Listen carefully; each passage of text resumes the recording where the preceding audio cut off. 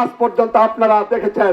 জামায়াতে ইসলামের শেরপুর জেলা শাখার সেক্রেটারি ও শেরপুর ৩ সংসদীয় আসনের জামাত মনোনীত প্রার্থী নুরুজ্জামান বাদল ইন্তেকাল করেছেন। মঙ্গলবার দিবাগত রাত আনুমানিক ৩টার দিকে তিনি মৃত্যুবরণ করেন। বিষয়টি নিশ্চিত করেছেন শেরপুর জেলা জামায়াতে ইসলামের সহকারী সেক্রেটারি আবুল কালাম আজাদ।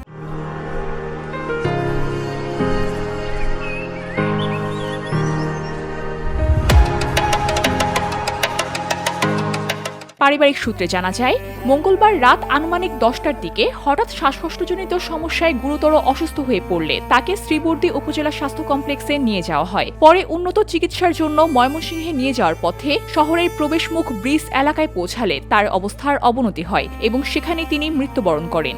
এদিকে বাংলাদেশ জামায়াতে ইসলামের অফিসিয়াল ফেসবুক পেজে প্রকাশিত শোকবার্তায় জানানো হয়েছে, কিডনিজনিত রোগে আক্রান্ত হয়ে চিকিৎসাধীন অবস্থায় তিনি ইন্তেকাল করেন। শোকবার্তায় মরহুমের রুহের মাগফিরাত কামনা করা হয়।